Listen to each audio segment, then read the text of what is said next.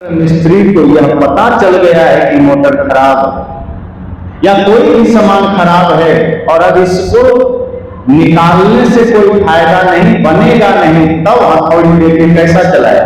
कि फिर वो ऐसा चलाएगा कि एक ही हथौड़ी में सब फुट के बराबर हो जाएगा। तो उसे बचाना लक्ष्य नहीं है, उसे सुरक्षित निकालना लक्ष्य नहीं है, बस उसका लक्ष्य है इसको सही कर खाली कर देना है, उसको निकाल देना है।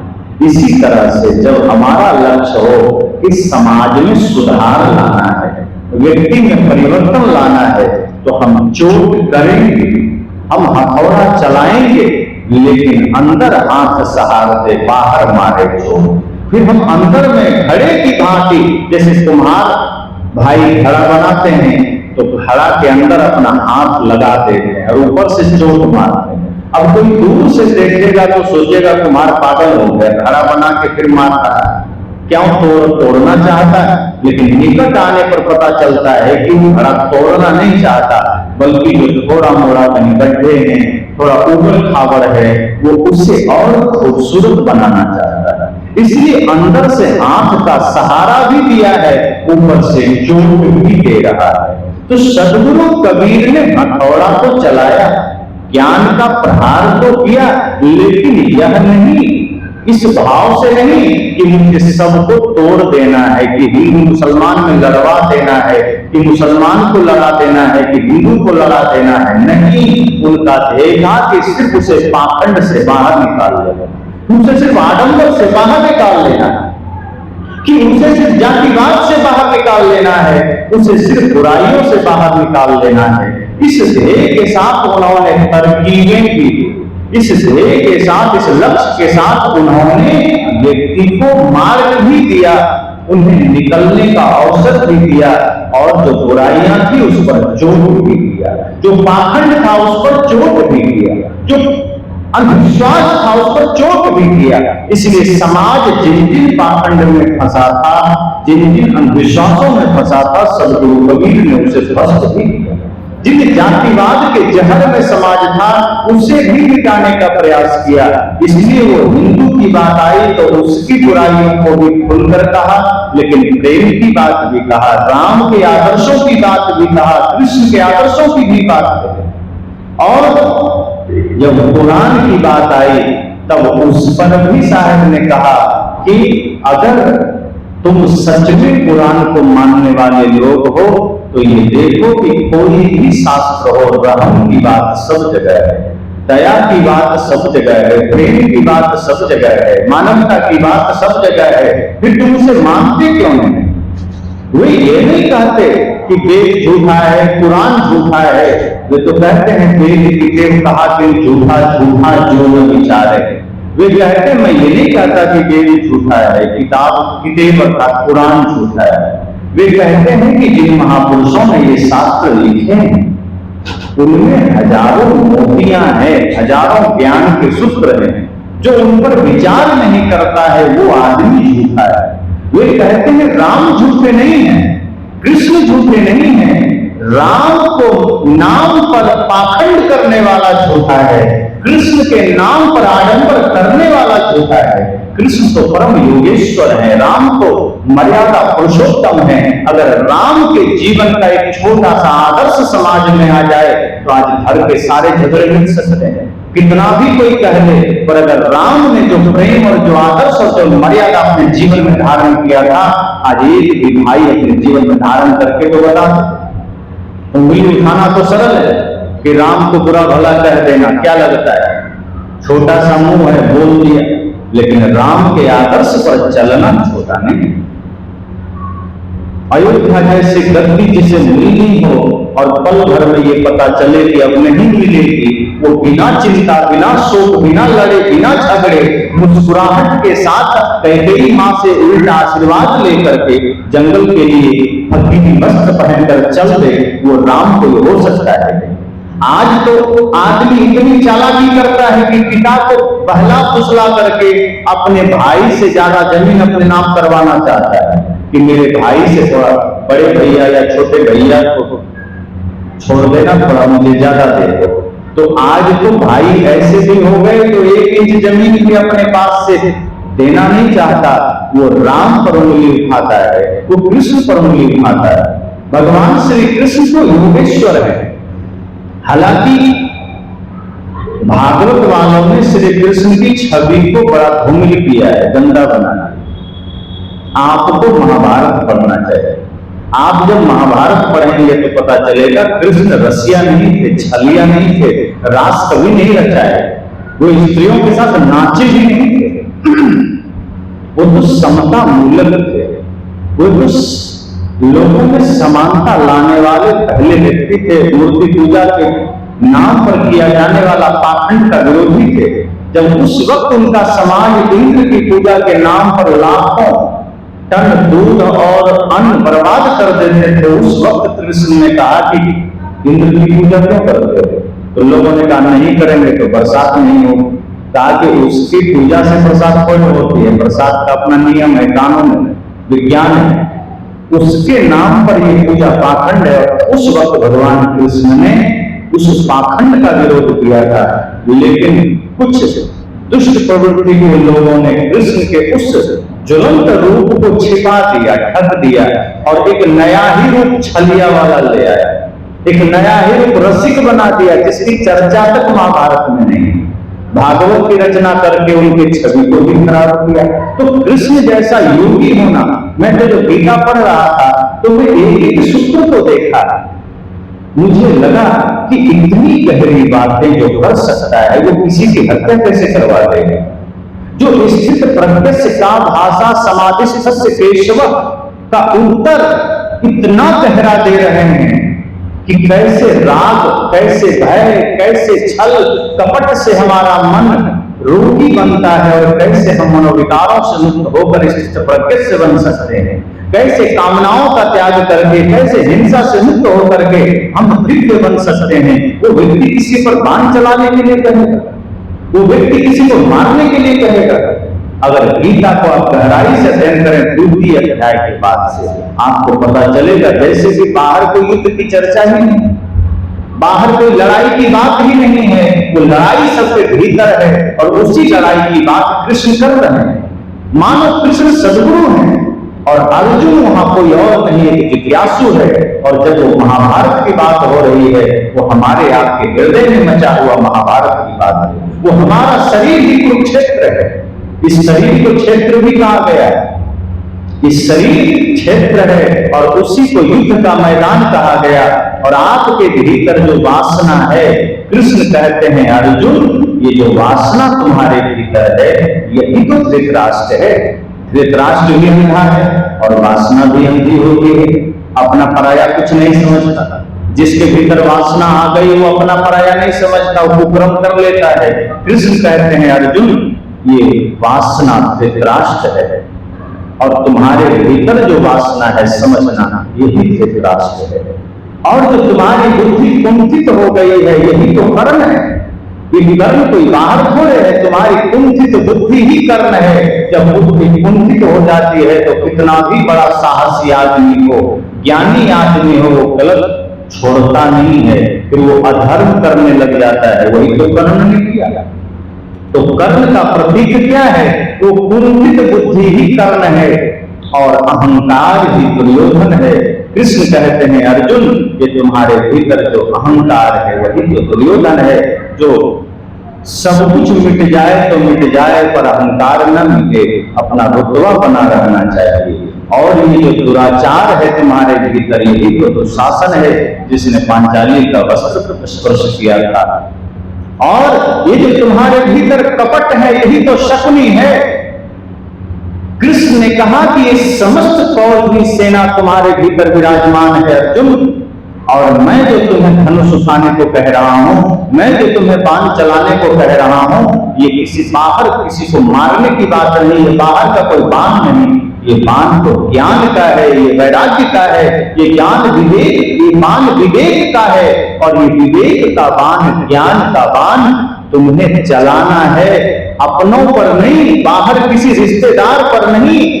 तुमने भीतर जिस अहंकार को अपना परिवार माना है, जिस कुंठा को अपना परिवार माना है, जिस वासना को अपना परिवार माना है, जिस कपट को अपना परिवार माना है, अर्जुन ये तेरा परिवार नहीं है, ये तेरा विनाश करने वाला है।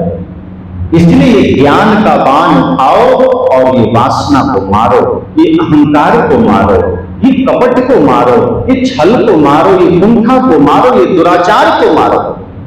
तो कृष्ण कहते हैं अपने भीतर के समस्त विकार के कौरवी सेना को मार दो, तब क्या होगा? शांति रूपी द्रौपदी आपके हृदय में पुनः लौट आएगी, खुशहाली आ जाएगी, शांति आ जाएगी, और ये जीवन जो अधर्म के प्रति जितना तुम प्रेम से भरे थे, वो अधर्म जैसे ही नष्ट होगा, तुम्हारे हृदय में धर्म का सूरज उदित हो जाएगा, फिर शांति ही शांति है। तो जब आप गीता पढ़ते हैं तो यही तो पता चलता है, क्योंकि संत जब हमें इसी रूप में समझाते हैं तो गीता के अलग अलग रूप भी लोग करते हैं। भागवत में कृष्ण को छलिया भी बना दिए, रसिया भी बना दिए, न जाने क्या क्या रूप बना दिए, रास कर रहे हैं, नाच रहे हैं, राधा के साथ नाच कर रहे हैं। कृष्ण का असली रूप लोगों ने बर्बाद कर दिया। तो कबीर साहब कहते हैं कि जितने भी ज्ञान की बातें हैं, ध्यान की बातें हैं, धर्म की बातें हैं, प्रेम की बातें हैं, वो जब हम जीवन में उतारेंगे और अपने सभी महापुरुषों से सत्य ग्रहण करेंगे, तब जीवन में परिवर्तन आएगा। तो राम को अगर हम मानते हैं तो राम की मर्यादा को माना, कृष्ण को मानते हैं तो कृष्ण के योग को, प्रेम को, भक्ति को माने। इसी तरह भगवान बुद्ध को अगर मानते हैं तो उनकी करुणा को देखें, उनके विशालतम प्रेम को देखें। अगर भगवान महावीर को मानते हैं तो उन्होंने अहिंसा पर जोर दिया, हम उनकी अहिंसा को देखें। और सदगुरु कबीर ने तो सारी बातें एक साथ कह दी। उनका तो हर पहलू उतना ही ज्योतिर्मय है जितना कि प्रेम का पहलू है, अहिंसा का पहलू है, सत्य का पहलू है, दया का पहलू है। सदगुरु कबीर इसलिए इकलौते संत हैं जो शिरोमणि, जो संत सम्राट है, क्योंकि उनकी स्थितियां भी अलग थी, उनके पास चुनौतियां भी बहुत अलग थी। उनके समय के अन्य संत भी उतने ही महान थे, लेकिन उन सब में सदगुरु कबीर अग्रगण्य थे, उन सब में सदगुरु कबीर सबके आगे थे। और इसलिए वर्तमान उस समय के जितने संत हुए, उन्होंने भी सदगुरु कबीर को गुरु रूप में देखा। चाहे गुरु नानक देव जी हो, चाहे संत रैदास जी हो, चाहे मीराबाई हो, चाहे उस वक्त नाभादास जी हो, जितने भी अन्य संत हुए, दादू दयाल, पीपा, पलटू, दरिया साहब, सबने सदगुरु कबीर को अपना श्रेष्ठ समझा कि नहीं, सदगुरु कबीर भी हमारे रास्ता दिखाना था। इसलिए कबीर साहब की वाणी को गुरु ग्रंथ साहिब में नानक देव ने अंकित किया। उनकी वाणियों को गुरु ग्रंथ साहिब में आप पढ़ सकते हैं, ज्यों बच्चों सारी वाणियां मूल रूप में मिल जाएगी। 30%, 30% गुरु ग्रंथ साहिब में अगर 100% आप देखेंगे तो उसमें से 30% सदगुरु कबीर की वाणी है। कोई व्यक्ति किसी संत की वाणी अपने मूल ग्रंथ में अगर ज्यों का त्यों लिखा हो, इसका मतलब नानक देव कितनी आस्था रखते होंगे कबीर साहब, नानक देव कितना श्रेष्ठ मानते होंगे सदगुरु कबीर को, कि उन्होंने उसमें जोड़ा भी नहीं, कुछ इधर उधर भी नहीं किया, ज्यों का त्यों उनकी सारी बातें लिख दी कि नहीं, इनकी बातें समाज तक जानी चाहिए, हमारे लोगों तक भी जानी चाहिए। लेकिन लोगों ने क्या किया, उन्हें ही ग्रंथ को ही गुरु बना करके ढक के रख दिया कि तुम पढ़े रहे। अब कोई मतलब नहीं, पढ़ने से कोई मतलब नहीं, किताब पढ़ने के लिए होता है, लोग ढक, वही हम लोग भी करते हैं। आज लोगों ने रामायण को भी लाल के कपड़े में, पीला कपड़े में ढक के घर में रख दिया, अगरबत्ती जलाने लगे। अब बहुत से लोग बीजेट के साथ भी वही करते हैं, पीला कपड़ा में, लाल कपड़ा, सफेद कपड़ा में ढक करके रख दिया और दिया जला दिया। अरे वो किताब है पढ़ने के लिए, शास्त्र है ज्ञान लेने के लिए, ढकने के लिए नहीं। लेकिन हम नकल करने में आके किसी ने कुछ किया तो हम भी वही करने लगते हैं। सदगुरु कबीर वही दृष्टि हमें देते हैं, पाखंड से मुक्ति करना और अपने भीतर प्रेम को जागृत भी करना। ऐसा नहीं कि पाखंड से मुक्ति हो जाएगी सरलता से। जब भीतर दिव्य दृष्टि जगेगी, जब भीतर की अंतर दृष्टि जगेगी, तब पाखंड समझ में आएगा। अभी तो हम बहुत सी चीजें पाखंड कर रहे होते हैं, पता ही नहीं चलता।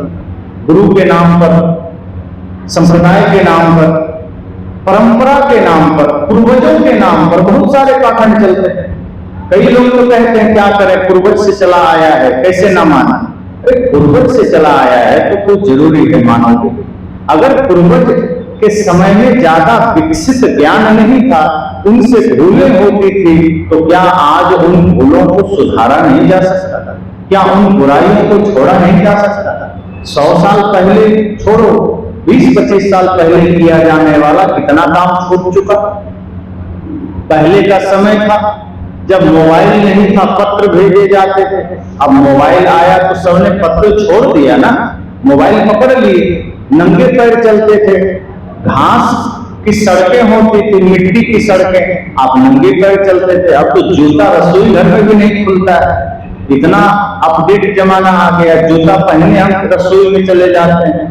कहीं मंदिर में जाना हो तो आदमी इशारा करता है, जूता पहना हो, नहीं आ सकता, प्रसाद बाहर आकर देगी। अब आदमी इतना अपडेट हो गया कि जूता खोलने में दिक्कत हो रही है। ये नहीं कि गुरु के पास मंदिर में जूता खोले पहुंच जाए, लेकिन नहीं, जूता नहीं खुलना चाहिए भले ही मंदिर में ना जाए। तो पहले तो लोग खाली पैर चलते थे, अब जूता पहनते हैं। पहले सामान्य धोती जो पहनते थे, कोट पैंट पहनने लगे। पहले पत्र से बातचीत करते थे, मोबाइल रखने लगे। पहले पैदल चलते थे, बैलगाड़ी में चलते थे, अब कार आ गई, हवाई जहाज आ गए। अब कहो कि नहीं हम परंपरा कैसे छोड़े, हम तो बैलगाड़ी ही रखेंगे और बैलगाड़ी से ही दिल्ली कलकत्ता जाएंगे, तो क्यों नहीं जाते? पहले जो कुछ भी था धीरे धीरे बदला है। तो अगर कुछ ऐसी परंपराएं जो पहले गलत होती थी, अगर उन्हें हमें छोड़ने की बात आती है तो क्यों कहते हैं पूर्वज करते थे मैं नहीं छोड़ सकते। एक व्यक्ति ने कहा कि क्या करें, हमारे बाप दादा बलि देते थे कोई माता रानी को, अब परंपरा से बात चली आई है, हमें भी देना पड़ेगा। हमने कहा क्यों? बाप दादा रजिस्ट्री करके गए हैं कि तुम्हें देना पड़ेगा। अरे वो भूल कर गए, उनसे पाप होता रहा तो तुम भी वही पाप करोगे। अगर बाप दादा समझ नहीं पाए कि बलि देना पाप है, तो तुम तो समझ लो। कौन ऐसी माता है जो बलि से खुश होती है? और यदि कोई आपको ये समझा रहा है कि बलि देने से माता खुश हो जाती है, फिर वो माता कैसे हो सकती है? फिर वो माता नहीं हो सकती, फिर जगत जननी नहीं हो सकती है।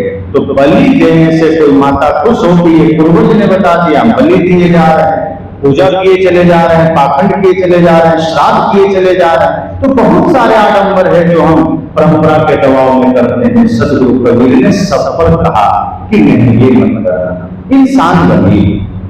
मूल जो उनकी बात है वो इंसान बनने की, मानव बनने की है, प्रेम में जीने की है, समता मैत्री में जीने की, कि आप थोड़ा ही जीवन बिताइए, लेकिन आपस में ऐसा बिताइए कि जैसे कि आपके लिए वो परमात्मा हो, आप उसके लिए आप परमात्मा हो।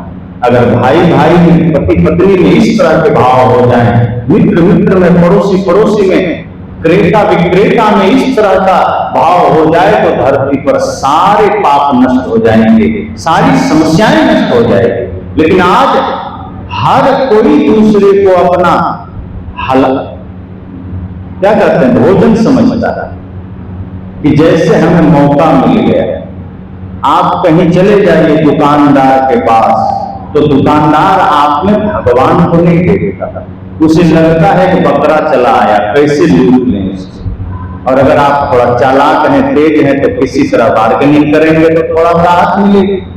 वरना आप रिक्शे वाले के पास चले जाए, रिक्शा वाला भी अगर जान लिया कि आप इस शहर के नहीं हैं, तो 10 रुपया किराया है, आपको 30 ना कहे तो बताना। तो जानता है 30 लेना पाप है, लेकिन वो जानता है कि नया आदमी है, कुछ पता नहीं है, हम 10 के बजाय 3 आदमी से जितना कमाएंगे एक ही से कमा दें, वो 30 बोल देगा आपको। आप कितना भी कम कराइएगा तो 20 तक आइए, 10 तो फायदा कर लीजिए। तो जो एक रिक्शा चलाने वाला इस स्तर पर पाप कर रहा है, तो सोचिए कि आदमी कहां जा रहा है।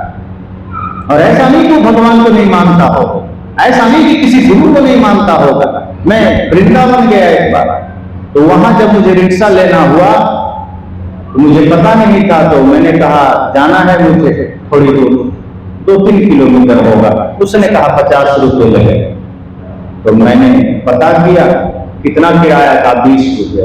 तो मैंने कहा तुमने 50 क्यों बोला? तो हंसने लगा। मैं कहा ये जान तुमने अंदाजा लगा लिया मैं बाहर का हूं? कहा हाँ। तो मैं कहा तो अगर तुम्हें पता है कि बाहर के हैं तो तुम्हें तो और कम बताना चाहिए, ताकि इस तीर्थ भूमि में बाहर से और लोग आवे, उनकी छवि अच्छी बने। तुम 50 बता करके वृंदावन की छवि खराब कर रहे हो। तुम जैसे लोग जो भगवान की नगरी को तुम बदनाम कर रहे हो, ताकि कोई दूसरा आदमी जाने में भी घबराए कि वहां पर लूटने वाले बैठे हैं। होटल में चले जाइए, सामान्य किराया 800 रुपया एसी रूम का है। अगर जान लिया कि आप बाहर से आए हैं, सीधे कहेगा 1800 रुपया लगेगा। अब आप 1500 फिर भी देंगे, मजबूरी है, कहां जाएंगे?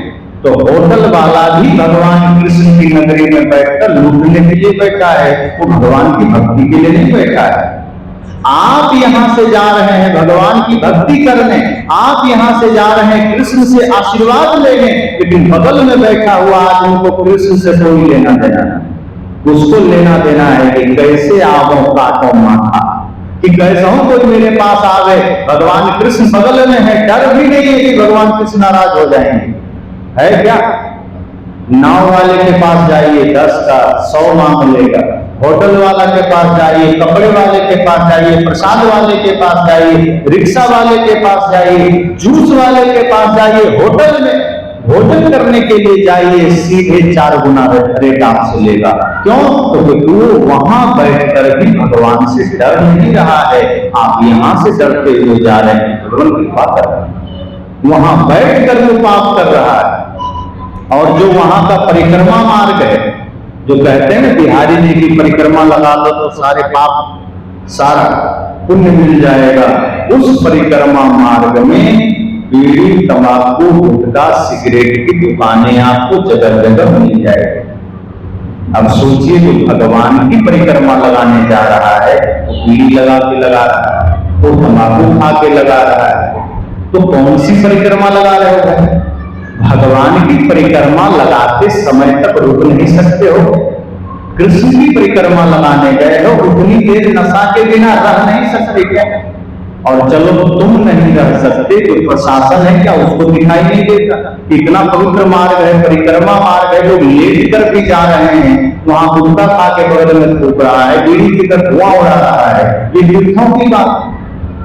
तो आदमी हर जगह लूट रहा है और लुटाने के लिए जा रहा है, उसे किसी में परमात्मा का दर्शन नहीं हो रहा है, उसे किसी में भगवान का दर्शन नहीं हो रहा है। अब जिसको सामने जिंदा आदमी में भगवान नहीं दिख रहा है, वो मंदिर में जाके देख रहा होगा क्या? पत्थर में दिखेगा उसको? आप ही बताइए, जिसको खुले आकाश में सूरज का दर्शन नहीं होगा, वो कमरा में कैसे देखेगा? जिस आदमी को आंखों से सूरज का दर्शन नहीं होगा, अगर उसकी आंखें फूट जाए तब कैसे होगा? वही तो हो रहा है कि जीवित प्राणियों में भगवान दिख नहीं रहा, मित्र में, भाई में, माता पिता में, पड़ोसी में, ग्राहक में परमात्मा नहीं दिख रहा है, लेकिन पत्थर की मूर्ति में देखने के लिए आदमी तूफान मचा रहा है, हड़बड़ी मचा रहा है। सदगुरु कहते हैं कि जिस दिन तुम जीवित प्राणियों में भगवान को देख लोगे, उस दिन वही परिक्रमा हो जाएगी। जहाँ जहाँ टोलो सो परिक्रमा, जो कुछ करो सो पूजा। सदगुरु कहते हैं कि मंदिर जाकर तुम परिक्रमा लगाते हो, वो परिक्रमा तो छोटी बात है, अगर मन तुमने निर्मल कर लिया, पवित्र कर लिया, तो शायद कहते हैं तुम खेत भी जाओगे तो परिक्रमा हो गए, तुम खलिहान भी जाओगे, दफ्तर भी जाओगे, दुकान भी जाओगे, तो समझना वो परिक्रमा ही है। लेकिन अगर मन गंदा है और तुम वृंदावन की परिक्रमा लगा लो, गोवर्धन की लगा लो, अयोध्या की लगा लो, कुछ फल मिलने वाला नहीं, क्योंकि वहां भी तुम गंदा मन लेकर जाओगे। तो सदगुरु कहते हैं कि तुम तो किसी में परमात्मा देखते ही नहीं, और तीर्थ नगरी में भी तुम चले गए तो ग्राहक में तुम परमात्मा नहीं देखते हो, किसी भी व्यक्ति में तुम भगवान को नहीं देखते हो, बल्कि तुम यह देखते हो कि यह व्यक्ति को हम कैसे लूट लें, कैसे हम इसको नंगा करके भेजें, अगर आप विरोध ना करें तो 100 रुपया बोले और 100 रुपया आप दे दे तो खुश होता है कि चलो ये आदमी फंस गए। तो सोचो, तीर्थों के नाम पर ये हो रहा है, भगवान के नाम पर ये हो रहा है, तो कोई किसी में भगवान कहां देख रहा है, कोई किसी में परमात्मा कहां देख रहा है। यही तो सदगुरु कहते हैं कि जो फिल्माही तेल है, जो चचमक में आग, तेरा साईं तुझ में जाग सके हो जाए। वो साईं तुझ में है, वो परमात्मा तुझ में है। इसलिए वे कहते हैं करो कन्या वाला अपनी छाड़ गिरानी आस, अपने बाहुबल का भरोसा करना, दूसरे की आशा छोड़ देना, अपने भीतर की शक्ति को जगाना, अपने भीतर के सामर्थ्य को जगाना। वे आपको सामर्थ्यशाली बनाना चाहते हैं। वे कहते हैं कि अगर आप अपने भीतर की शक्ति को जान लेंगे तो आप बहुत से आडंबर से मुक्त हो जाएंगे, बहुत से परेशानियों से मुक्त हो जाएंगे। अगर अपने जीवन यापन के बहुत से चीजें आप जान लेते हैं तो कितनी सरलता होती है। जैसे आप घर में रहते हैं, मान लीजिए आपका नल खराब हो गया, छोटी सी बातों से आप समझिए, या आपका पंखा खराब हो गया, आपका बाजा खराब हो, कुछ भी चीजें अगर आपकी खराब हो गई, लाइट नहीं जल रही है, तो फिर आप अगर कुछ भी नहीं जानते हैं तो आपको मिस्त्री बुलाना पड़ेगा। हो सकता है बहुत छोटी सी समस्या हो सकता है बहुत थोड़ा सा कोई त्रुटि हो, लेकिन अगर मिस्त्री आ गया तो 2-4-500 लेकर जाएगा, क्योंकि आप कुछ नहीं जानते तो आपको बता देगा कि इसमें इतना बड़ा फॉल्ट था, इतनी बड़ी त्रुटि थी। और हो सकता है रात को 10-11 बजे कुछ खराब हो जाए, तब क्या करें, तो मिस्त्री तो दूसरे दिन आए। तब आप क्या करते हैं, आजकल लोग थोड़ा थोड़ा सीखते हैं। बहुत लोग अपने से थोड़ा बिजली का काम सीख लेंगे, पानी का काम सीख लेंगे, इस तरह से थोड़ा थोड़ा जानकारी आप रखते हैं, औजार रखते हैं, पेचकस रखते हैं, प्लास रखते हैं, सब आप घर पर रखते हैं ताकि कोई दिक्कत हो तो ठीक कर दें। क्यों? क्योंकि अपने से अगर हम छोटे छोटे काम जानेंगे उसके लिए हमें कहीं भटकना नहीं पड़ेगा। और इस तरह से फिर आप बहुत सी समस्याओं से बच जाएंगे। तो व्यवहारिक जगत में आपको इतना ख्याल आ गया कि थोड़ा थोड़ा सब कुछ जानना चाहिए। सदगुरु कहते हैं यही तो मैं आपसे कहता हूं कि आप अपने भीतर भी देख लीजिए कि शांति का मार्ग आपसे ही निकलता है, प्रेम का मार्ग आपसे ही निकलता है, आनंद का मार्ग आपसे ही निकलता है। इसके लिए किसी प्लम्बर को खोजने की जरूरत नहीं है, इसके लिए किसी एजेंट को खोजने की जरूरत नहीं है, इसके लिए किसी मंदिर मस्जिद गिरजाघर गुरुद्वारे में जाने की जरूरत नहीं है। आप अपने आंखें बंद करिए, अपने भीतर झांकिए और अपने मन को एक बार निहारिए, आपको दिखाई देगा मन में कहां कहां विकार है, कहां कहां दोष है, उसे मिटा दीजिए। जब आप मन के विकारों को मिटा लेंगे, दोषों को मिटा लेंगे, आप समझ जाना आधी से अधिक समस्या का समाधान हो गया। फिर आपको बाहर भटकने की जरूरत नहीं।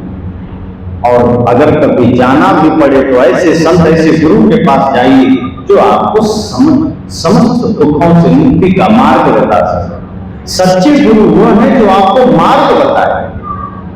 ऐसे भी गुरु हैं जो कहते हैं तुम्हें कुछ नहीं करना है, तुम सिर्फ दक्षिणा दे दो, स्वर्ग में तो हम तुमको भेज देंगे।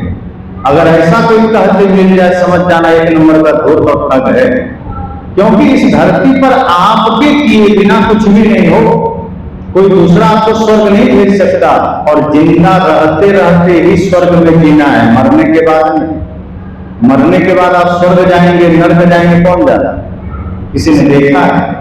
लेकिन इतना तय है कि अगर जीते जी स्वर्ग में आप हैं तो मरने के बाद भी स्वर्ग में रहेंगे।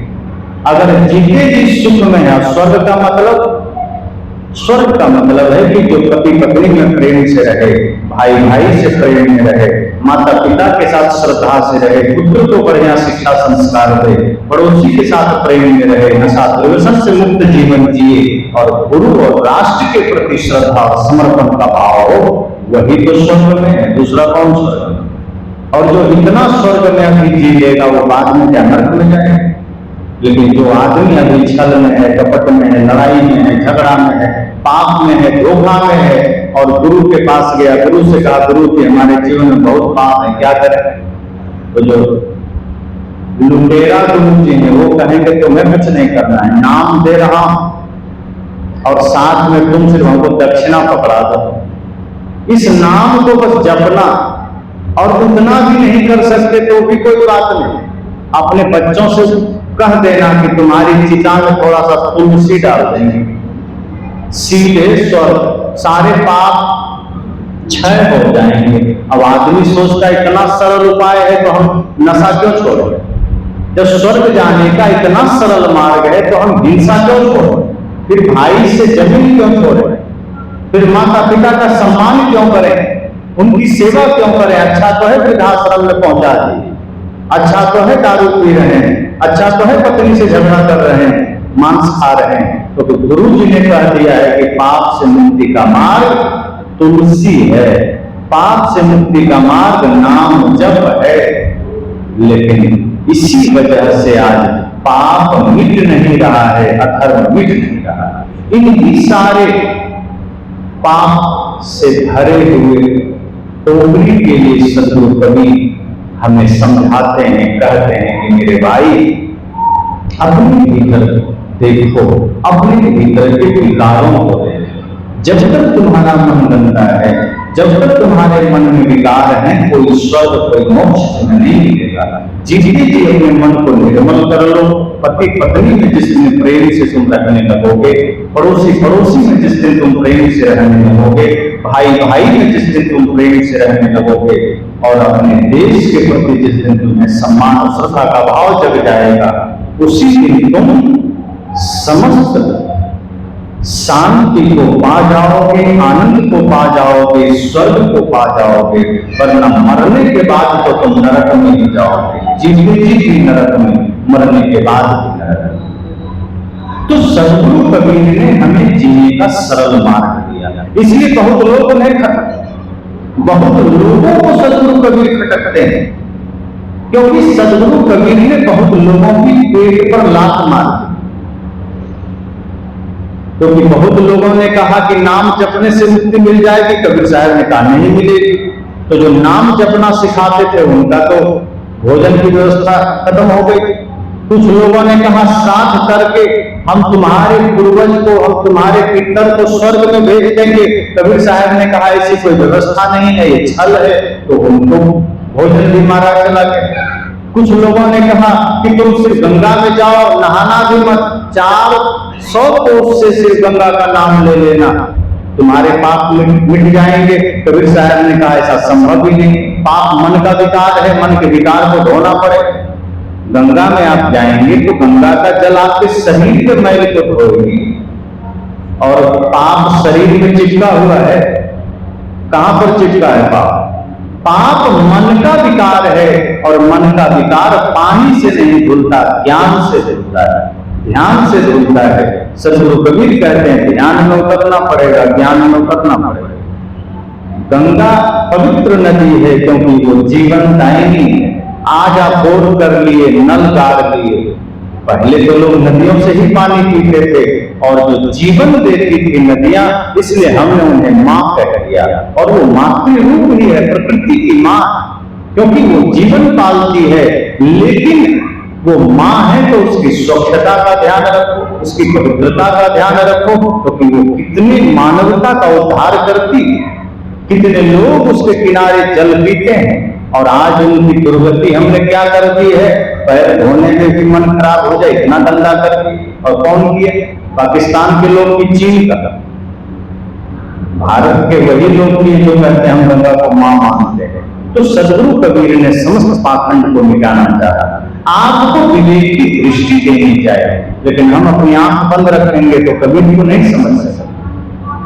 सदगुरु कबीर को समझना है तो सदगुरु कबीर की आंख चाहिए।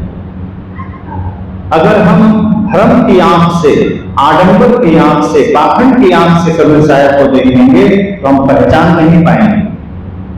जैसे सूरज को देखना है तो रात में देख पाएंगे, आधी रात में आप सोचें कि हम बड़ा टॉर्च लेकर सूरज को देख लें तो कितना बड़ा भी टॉर्च ले आएंगे, सूरज दिखाई नहीं देगा। न चांद के प्रकाश में सूरज को देखा जा सकता है, न लाखों वाट बल्ब के प्रकाश में सूरज को देखा जा सकता है, सूरज को सूरज के ही प्रकाश से देखा जा सकता है। इसी तरह सदगुरु कबीर को समझना हो, जानना हो, तो सदगुरु कबीर की आंख चाहिए, उनका ही दृष्टिकोण चाहिए, तो वो समझ में आएगी। और जिस दिन कबीर समझ में आ गए, ये सब समस्या मिट जाएगी, इस समाज में सारे विद्रोह मिट जाएंगे, सारी जातियां एक होकर के सिर्फ मानव बन जाएगी, ये सारी रूढ़िवादिता खत्म हो जाएगी, ये सारी सांप्रदायिक झगड़े मिट जाएंगे, इंसानियत ही हमारा धर्म हो जाएगा, अर्थात सत्य अहिंसा प्रेम करुणा ही हमारा धर्म हो जाएगा। और ये भी सदगुरु कबीर का लक्ष्य था। इसलिए उन्होंने जहां जब जैसा जरूरत हुआ कहा, डरे नहीं, और ना तो थके, ना रुके, ना डरे। आज तो हम सोचते हैं कुछ कहते तो लोग नाराज ना हो। कबीर साहब ने कहा सत्य कहना हो तो नाराज होने की चिंता नहीं, अगर गलत हो रहा है समाज में तो मुझे नाराज होने की चिंता नहीं। चाहे कोई मारे, वो तो कहते ही थे, साच कहूं तो मारन भावे, झूठे जग पतियाना। कि सत्य कहता हूं तो संसार के लोग मारने को, झूठे को विश्वास कर लेते हैं। लेकिन इसका अर्थ यह नहीं है कि कबीर साहब ने कहना छोड़ दिया, वो कहते रहे, विरोध करते रहे, चलते रहे और अंतिम तक रहते रहे।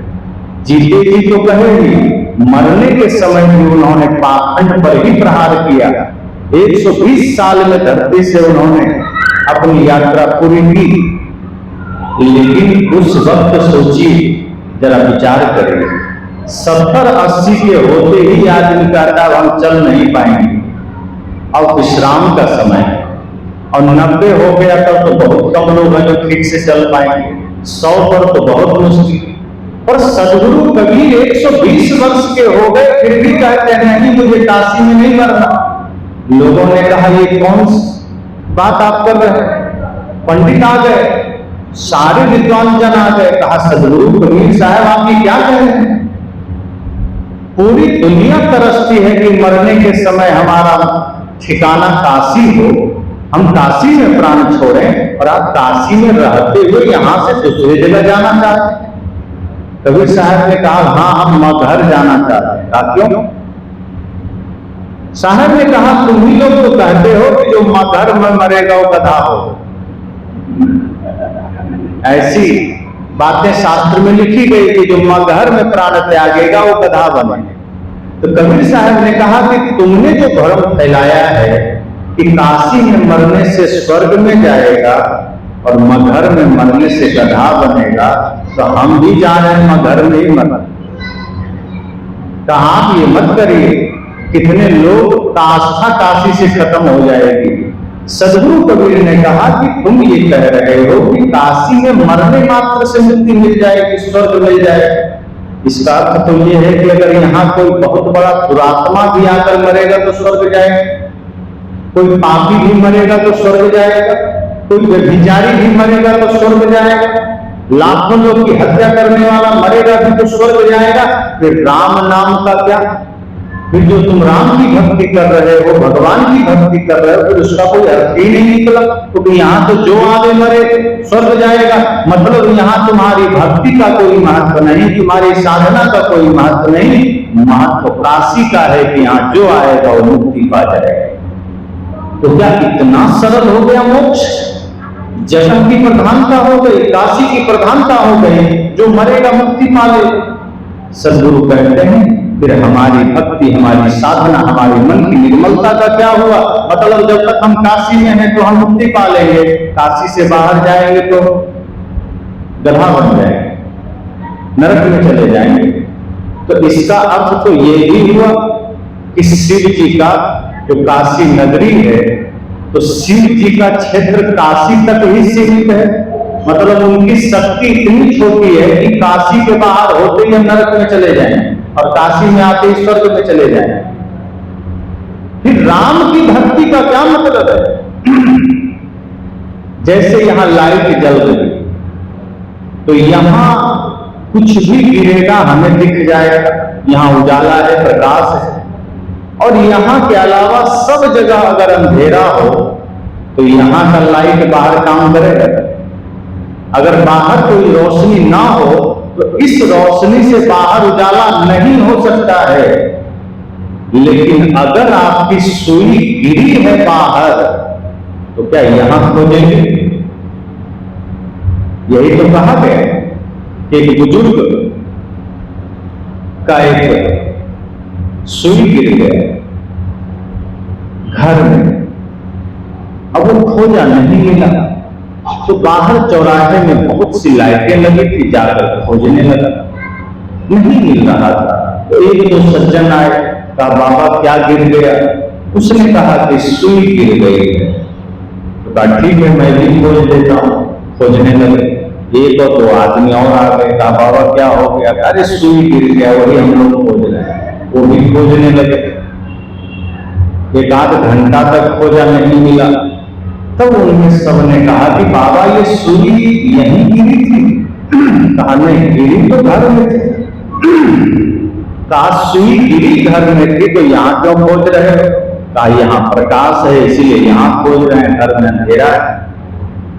तो लोगों ने कहा प्रकाश यहाँ है पर गिरी सुई तो घर में है। तो प्रकाश भले यहाँ है, सुई अगर यहाँ गिरी नहीं है तो घंटा भर नहीं सातों जन्म खोजते रहो, कभी नहीं गिरी। तो क्या करें? तो उस प्रकाश की व्यवस्था करो और ऐसा ही प्रकाश घर में ले जाओ। ऐसा ही इसी प्रकाश से दिया जला लो, इसी प्रकाश से टॉर्च की व्यवस्था कर लो, लेकर घर चले जाओ, उस प्रकाश में खोजो मिल जाएगा। सदगुरु कबीर कहते हैं ये काशी अगर चौराहे की लाइट है, अगर यहाँ हम बैठे हैं तो उजाला मिलेगा, लेकिन बाहर जाके ही अगर अंधेरा मिल गया मतलब हमारे भीतर अगर कोई लाइट नहीं है, हम बाहर के लाइट पर निर्भर हैं। पर कबीर साहब कहते हैं लेकिन पंडितों सुन लो, मैंने टॉर्च की व्यवस्था कर रखा है, मैंने प्रकाश की व्यवस्था कर रखा है। और ध्यान रखना काशी से बाहर भी मैं जाऊंगा तो मेरे साथ प्रकाश होगा, मेरे साथ रोशनी होगी, क्योंकि मैंने भक्ति की साधना की राम नाम का प्रकाश अपने जीवन में धारण किया है। और काशी को छोड़ो, मैं धरती के किसी कोने में जाकर मरूंगा तो समझना मुझे मुक्ति ही मिलेगी। क्यों? क्योंकि मेरे लिए जगह महत्वपूर्ण नहीं है, मेरे लिए मेरी साधना महत्वपूर्ण है, मेरा ज्ञान महत्वपूर्ण है और वो मैंने अर्जित कर लिया है। वो ज्ञान का प्रकाश मेरे साथ है तो मैं जहां रहूंगा वहां उजाला होगा। अगर राम की भक्ति मेरे साथ है तो मैं धरती के किसी कोने में जाऊंगा वहां तो प्रकाश होगा ही। ऐसा थोड़े है कि मैं कहीं और जाऊंगा तो राम की भक्ति खत्म हो जाएगी। जो काशी तन तजे कबीरा तो राम ही का हुक्म नहीं हो रहा। सदगुरु कबीर कहते हैं अगर काशी में हम प्राण त्यागेंगे तो राम का क्या? फिर जीवन भर जो हमने राम की भक्ति किया है उसका क्या होगा? तो इस तरह सदगुरु कबीर ने अंतिम समय में भी संसार को संदेश दिया कि इस भरोसे मत रहना कि गंगा में नहाओगे तो मुक्ति मिल जाएगी, गया में चले जाओगे तो पितरों को मोक्ष मिल जाएगा, कि गंगा सागर में चले जाओगे तो मोक्ष मिल जाएगा। सदगुरु कहते हैं कर्म अच्छा करो, घर में भी प्राण छूटे मोक्ष पाओ। और कर्म अगर घटिया है, कर्म खराब है तो तुम साक्षात वैकुंठ भी चले जाओगे तो नरक में नहीं जाओगे। इसलिए कर्म अच्छे होने चाहिए। सदगुरु कबीर ने इस बात को कहा। और ऐसा नहीं कि कबीर साहब ने कहा, तुलसीदास जी ने भी कहा कर्म प्रधान विश्व रचेगा था, जो जिस करें सो सफल जाता। अगर कर्म की प्रधानता नहीं होती तो तुलसीदास कह देते कि कर्म प्रधान विश्व चिराता नहीं, तब कहते कि जो काशी में मरे वही स्वर्ग पावा, कि जो काशी में मरेगा वही स्वर्ग पावा। मन का नहीं, कर्म प्रधान है, ये विश्व में रचा है, अर्थात विधि में रचा है, ये नियति में है कि जो कर्म जैसा करेगा वैसा पाएगा।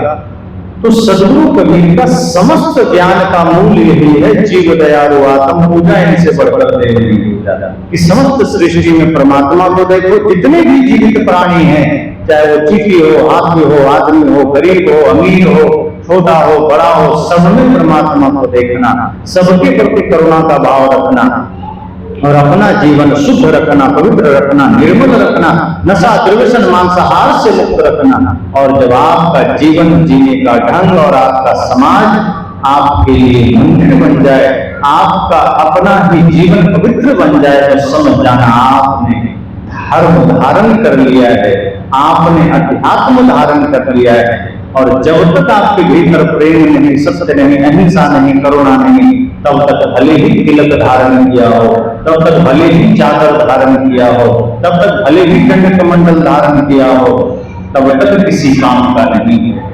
जिस दिन प्रेम धारण किया, समझना उसी दिन बात बन गई। तो इस तरह से सदगुरु कबीर को जिन जिन रूपों में संसार में समझा, मैंने चर्चा किया। किसी ने ज्ञानी कहा, किसी ने भक्त कहा, किसी ने कवि कहा, किसी ने फकीर कहा, किसी ने काफिर भी कहा, किसी ने परमात्मा कहा, किसी ने संत शिरोमणि कहा, किसी ने संत सम्राट कहा। महत्व यह है कि उन्होंने संसार को क्या दिया। तो कुछ भी आप कह लो, आपकी भावना है, आप उन्हें जो मान लो, निर्गुण मानो, सगुण मानो, लेकिन बात तो वही है कि अगर सदगुरु कबीर की बात हम जीवन में उतार लें तो हमें सरगुण की भी पहचान हो जाएगी, निर्गुण की भी पहचान। शायद तो कहते हैं सरगुण की करे सेवा, निर्गुण का करे ध्यान, सरगुण निर्गुण से परे कहां हमारा ज्ञान। वे तो कहते हैं सरगुण की सेवा करो, अर्थात जो जीवित प्राणी है उसकी सेवा करो, यही सरगुण की पूजा हो गई। लेकिन संसार जिस सरगुण की पूजा मानता है, शायद कहते हैं तो पूजा है ही।